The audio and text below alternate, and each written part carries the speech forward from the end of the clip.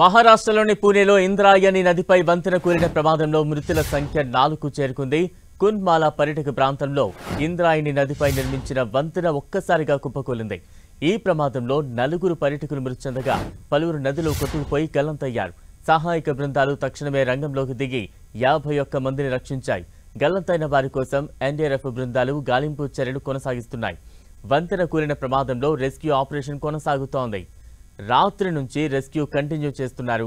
గల్లంతైన వారి కోసం గాలింపు కొనసాగుతోంది. మృతుల సంఖ్య పెరిగే ఛాన్స్ ఉంది. వీకెండ్ కావడంతో జనం భారీగా వచ్చినట్టు తెలుస్తోంది. బ్రిడ్జ్ పైకి జనం భారీగా రావడంతోనే కూలిపోయినట్టు తెలుస్తోంది.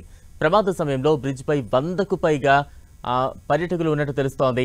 బ్రిడ్జ్ ప్రమాదంపై ప్రధాని మోదీ ఆరా తీశారు. సీఎం ఫడ్నవీస్ తో మోదీ ఫోన్లో మాట్లాడారు. ఇంద్రాయణి బ్రిడ్జ్ మృతులకు మహారాష్ట్ర ప్రభుత్వం 5 లక్షల ఎక్స్గ్రేషియా ప్రకటించింది.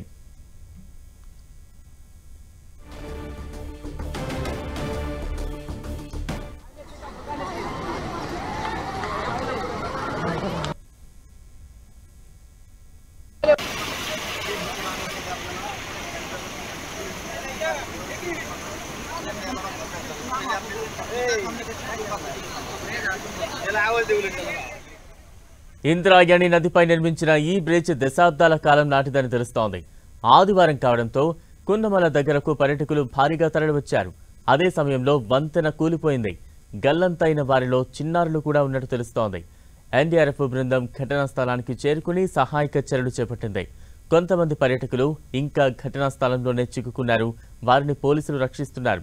సాధారణంగా వర్షాకాలంలో వీకెండ్లో ఈ ప్రాంతానికి పర్యాటకులు పెద్ద ఎత్తున తరలివస్తూ ఉంటారు.